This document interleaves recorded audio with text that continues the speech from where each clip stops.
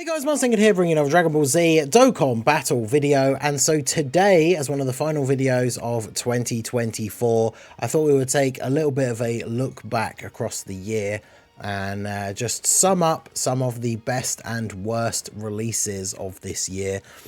Both new units and EZA'S are included as well. I've not gone over every single release in huge detail, right? I just wanted to pick out some of the ones that stand out to me as being some of the better or some of the worst releases. Obviously, there are some units that came out that were just kind of okay, and so not really going to talk about them. These are the ones that I feel like really stand out as having some things that need to be said about their release and how good or bad they were, right?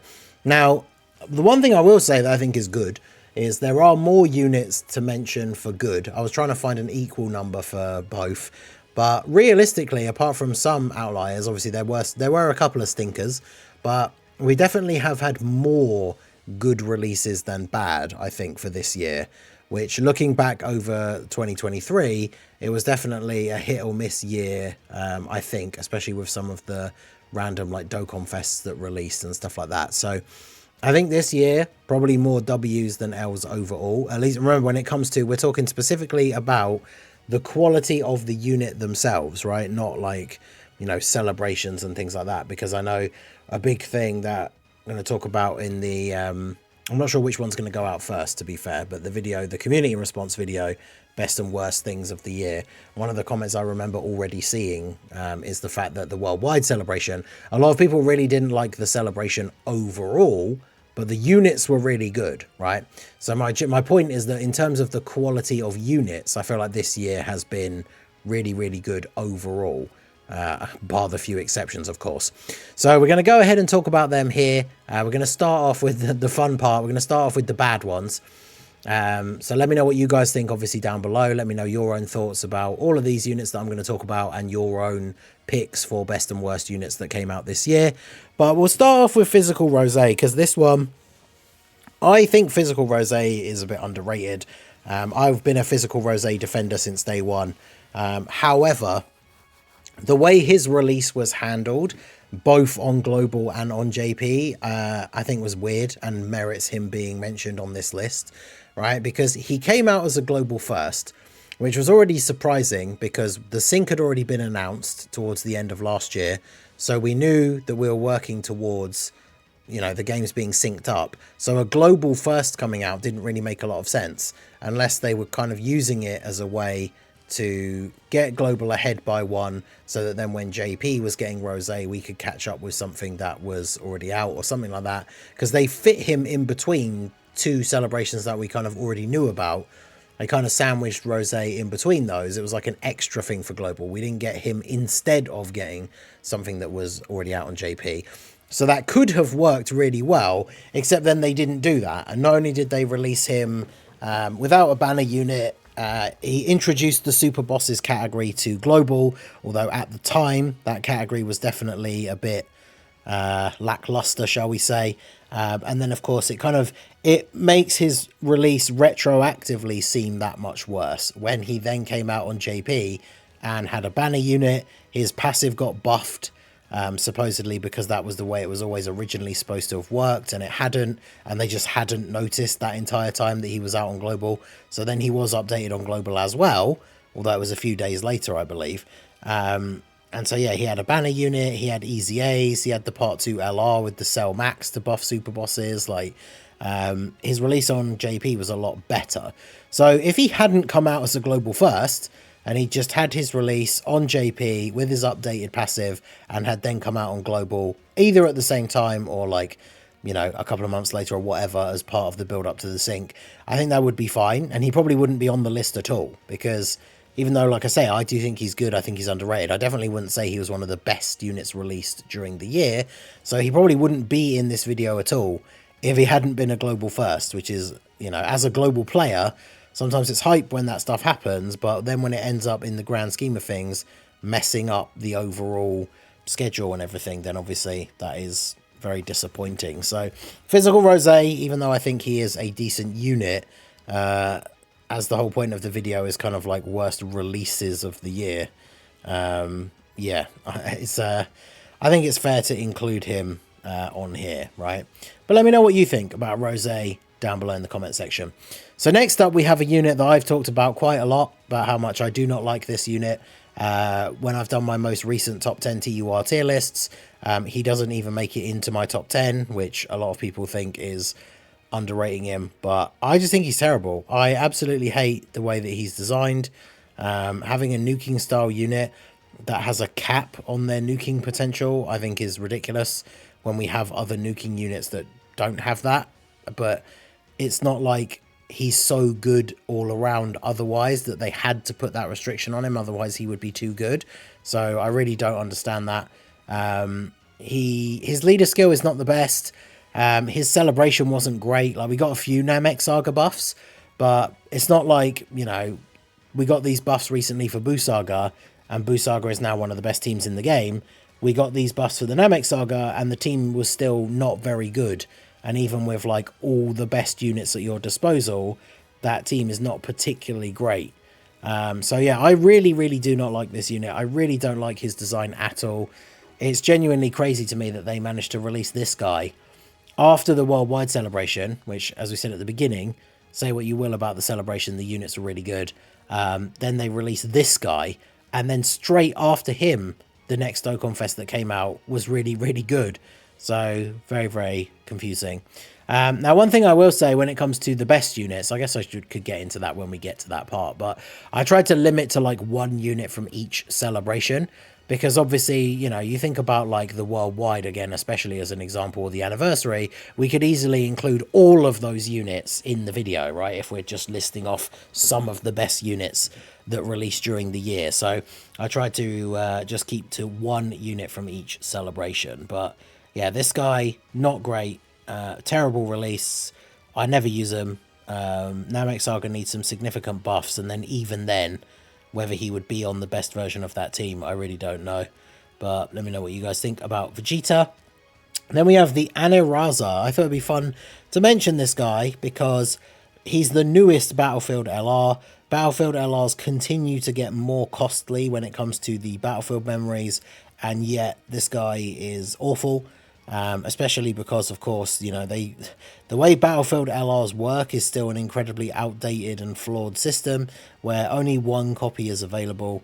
We haven't even got the ability to get the second copy yet. They cost increasingly more Battlefield memories, so I wouldn't be surprised if there's people out there that can't even pick up a copy of him at the moment. And at 55%, he's just absolutely terrible. And by the time you're able to rainbow him, which is going to be in like 9 months to a year potentially, by the time you are able to rainbow him, he's not going to be usable anyway. So Battlefield LRs kind of always suffer the same fate. It's something that they really should look into changing. More Battlefield currency should be available. The units should be cheaper. And all 5 copies should just be available straight away. So if you want to get the unit and you want to rainbow them straight away, you can. Or you could just, you know, pick up one for your collection, link level them, and just wait until maybe you want to get the extra copies when they EZA or something. Like, that option should be there, and the resources should be more readily available, and so on and so forth. But this guy, terrible. Considering I know like he's a free LR, free to play LR, but he's just really bad. So yeah, he makes the list for sure because he stands out as being one of the units that is just not very good. So we're going to talk about some EZA'S. So I think, again, that's a good sign. Like, there's probably one I'm missing for sure. But when it comes to, like, new units that came out and were not good this year, not a lot stood out to me, really. But then there's some EZA'S that definitely are worth a mention. We got the Super Vegeta for Saiyan Day. Now, he wasn't terrible, but because EZA'S keep the spirit of the original card, right? He's a unit that ideally, in order to do the max damage, to really achieve like his full potential, he wants to get hit first. But his EZA just really didn't give him enough defense to make him a unit that you can risk putting in slot 1 in some of these more difficult events. He can still be somewhat usable, so I definitely don't think he is like a terrible unit, one of the worst units ever, but like for EZA'S this year, they've been fairly on target, with most of them being really good. So this guy's one is a little bit of a stinger. Of course, it doesn't even compare to AGL Bardock, who, if we're talking about EZA'S only, might be the worst release of the year. I'm not sure. Especially because he came out after we had already seen, because it was a global first, part of the Rosé celebration that we already talked about.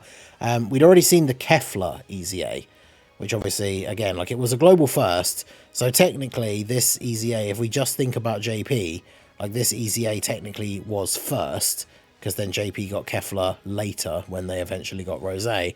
But the point is, she was out on global. She was already in the game. She was already, like, in the community. Like, people already knew what she did and, like, what her EZA was and everything. And then this guy came out. And the thing is, I talked about this at the time. I talked about it recently, I think. We talked on a stream. Someone brought up, like, we were talking about AGL Bardock. The thing is, on paper, his EZA is not necessarily terrible. But, like, it's only if you had, you know, really good options of low-class warrior allies on the team. And maybe there were more events where you fight Wicked Bloodline characters. And the thing is, they had options, right? Like, with this guy's EZA, if he'd EZA'd... I mean, even though he released with a Freezer, they could have still done that for that same celebration, I suppose. But, like, with this guy's EZA, why not EZA all of the Great Ape Team Bardock members that all still don't have an EZA? Because then, and you make their EZAs good, you'd actually have meta-relevant low-class warrior allies to run on the team in order to get his damage reduction. And if there were more events where he fought Wicked Bloodline enemies, the fact that he's then effective against all types against them would be really useful. Now, once he transforms into Super Saiyan, he's definitely a lot better, and is, you know, I think he's maybe underrated overall as a unit when we talk about the Super Saiyan form, because people do just focus on this form. But this form is really bad. The Super Saiyan form can be decent and can put in some work, but could have been better as well.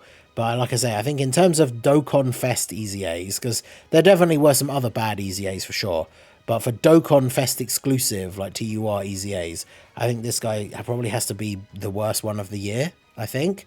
Because one that people mention as well, which I think probably gets unfairly dissed on, is this Broly EZA. I thought his EZA was actually relatively good, especially because we did have some content out at the time, especially for Global, where we were missing some of the more difficult content. Because we didn't have the Goku and Freezer and stuff like that yet. Having his restriction against his specific enemies was kind of fine for Global, where we only really now had the anniversary content as the hardest stuff in the game. So this guy, I think, was underrated, but he definitely was nowhere near as good as all of the other stuff that came out during the Worldwide Celebration, right? Like all the other EZAs, especially, you look at like Goten and Trunks. Obviously, we had like the Super EZAs and stuff as well for like STR Broly. This guy probably was one of the worst units that... He was probably the worst EZA or the worst newly released unit of the Worldwide Celebration. Excluding like the free-to-play farmable stuff.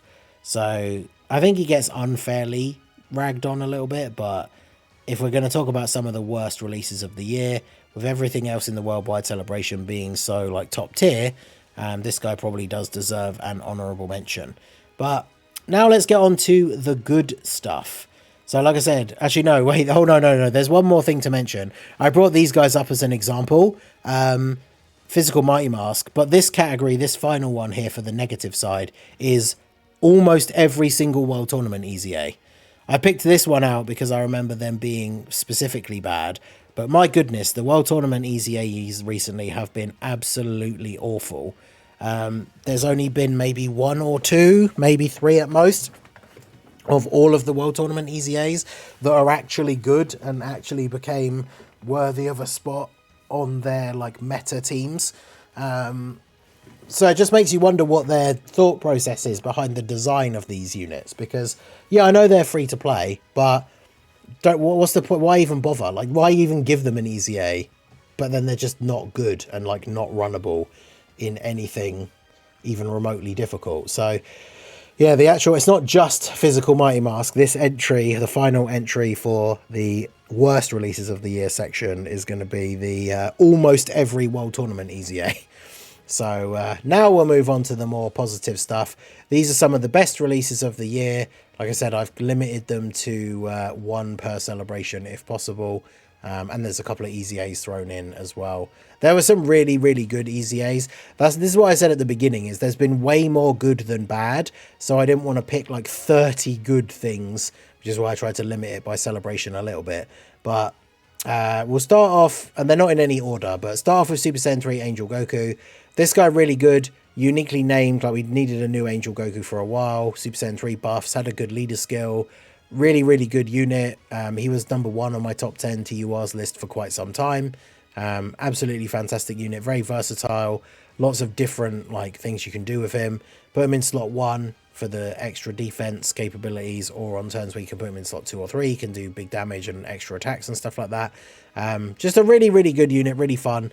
Fits on a bunch of teams. Like with Buu Saga getting as many buffs as it had by the end of the year, I think that just helps. That helped him stay as a strong release, rather than, you know, units that come out and are #1, and then by the time like a couple more units have come out, they dropped way down the list, right? Like this guy stays being good because of how good Buu Saga is, right? And some of the other releases. So Super Saiyan 3 Angel Goku, definitely a very, very good release. Great unit, fun to use. Yeah, just overall very good. Good animations as well. So solid unit. Well, the Golden Week celebration overall was definitely pretty good. Int Fat Boo, of course, could be included in this list or in this video because he's very good as well. But I think out of the two, I definitely prefer the Goku, just because I like running Super Saiyan 3 and Power Beyond Super Saiyan type teams and all that kind of stuff. But Int Boo, obviously, very, very good as well. Then I want to mention Lord Slug. Now, this guy, as we already said earlier, this guy was the Dokkan Fest that released after the Vegeta. So after Vegeta's release, you could be forgiven in not really having a lot of faith in, you know, the next Extreme Dokkan Fest unit that was going to come out. And this guy came out and was absolutely incredible. So I really don't understand how that happened, that we went from the AGL Namek Vegeta to this guy. Because this guy is really, really good. His team is really good. His domain starts off straight away. So if you're running double slug, you get like 6 turns of his domain, which takes you through the majority of most events now, unless they are a little bit longer. This unit is just really good. And of course, Lord Slug was one of those units still kind of left on this invisible list of like characters that still really deserved a Dokkan Fest but didn't have one yet. I still maintain that like any character that is the final boss of an arc or the boss of a movie is a character that, like, quote unquote, deserves a Dokkan Fest exclusive, right? And Slug had not received one yet up until this point, but now he has it, and he's really, really good. So, introduced a new category, Demonic Power, which is fun. So, yeah, absolutely great, fantastic release. Real buffs for Extreme around this kind of time. So, yeah, Lord Slug was a fantastic release. Then we have the Glorio. I mean, he's the most recent one, right? But this guy has come out and he's like the best unit in the game. Well, the best TUR in the game, in my opinion, with everything that he can do. Like, it's an indication of like how crazy is the 10th anniversary stuff going to be if Glorio is this good? Because, you know, I think people would be very disappointed, and rightly so, don't get me wrong. People will be very disappointed if the 10th anniversary LRs are worse than him. So imagine how crazy they're going to be. But Glorio is super good. Good leader skill in terms of like being a demonic power lead, which has a lot of different options. And of course, his leader skill covers some other characters as well, like Janemba. Really good abilities. His own individual performance is really good.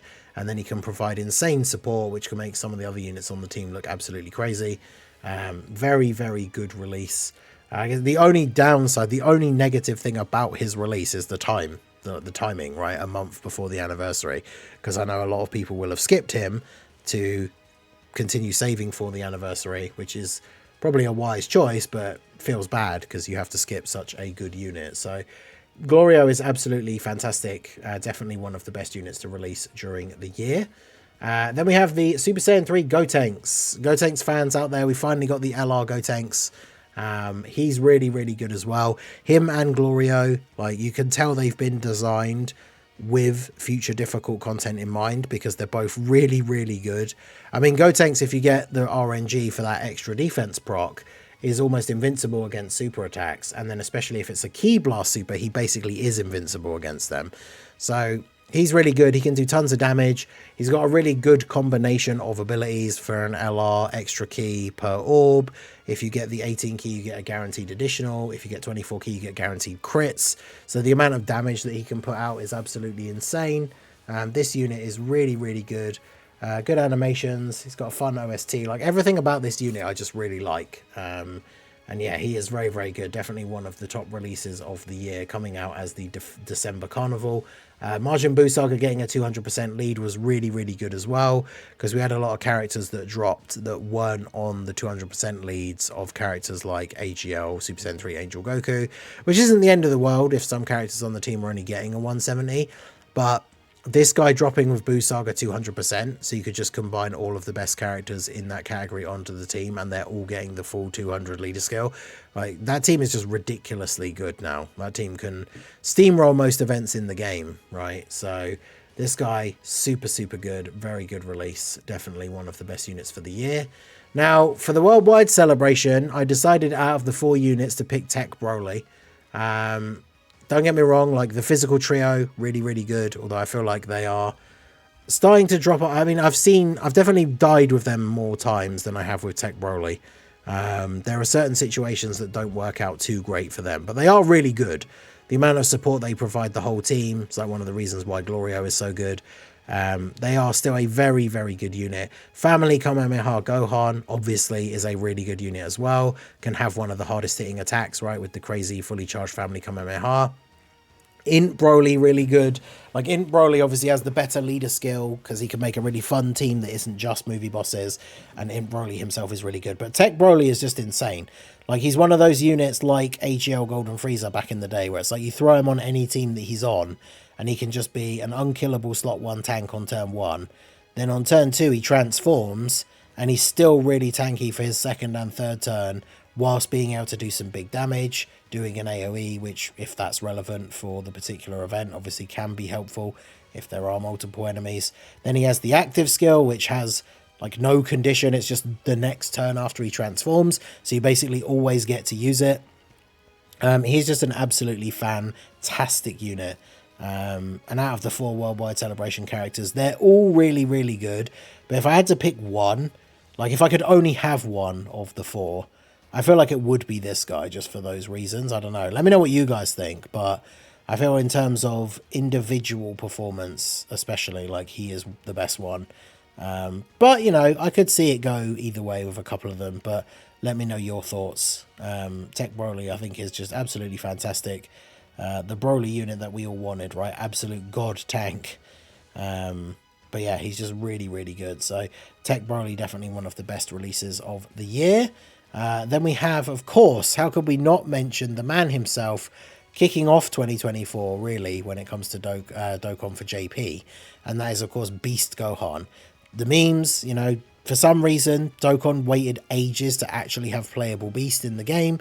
But when we got him, oh boy, they certainly did not disappoint, right? Him coming out just as hands down the best unit in the game, just gapped everything else that was out at the time. Even now, like, there are arguments for him still being the best unit in the game.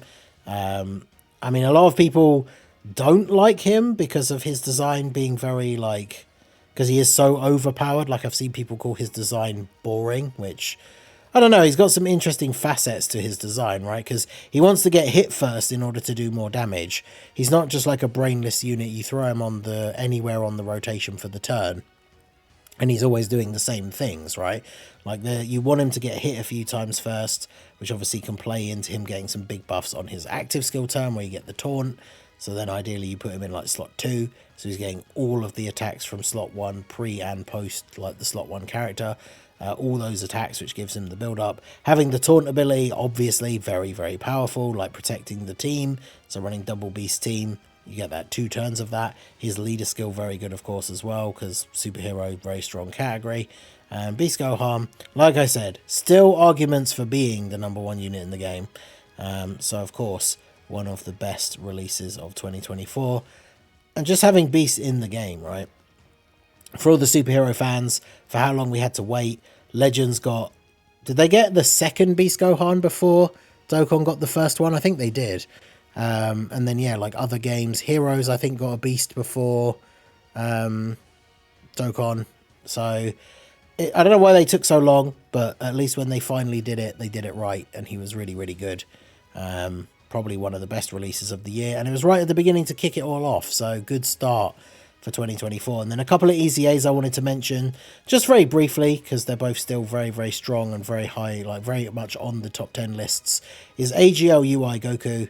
Like, both the Year 6 units got a massive glow up with their EZA'S. UI Goku's insane. Like, guaranteed dodge on the first turn means that he will probably never age out when it comes to things like EZA'S and stuff. Like, any event where you could put him in a slot, let's say, for example, you could put him in slot 3, and he wouldn't come back again until turn 4 anyway. So in any shorter events, like, he's just not going to age out of those events, because he just can't take damage on the first turn. So, obviously, unless the event disables dodge. But really, really good, really strong, does good damage. Just an overall fantastic EZA. I can't wait to see how crazy they go with the 7-year LRs for the 10th anniversary. But this guy's super good. And then I wanted to mention, just because we talked about all the extreme buffs, but how good the physical Janemba EZA. I could have mentioned Tech Gogeta as well, but like, just for the sake of extreme, like, this guy's really good. Tech Gogeta, of course, when transformed, has arguments for being the best unit in the game as well.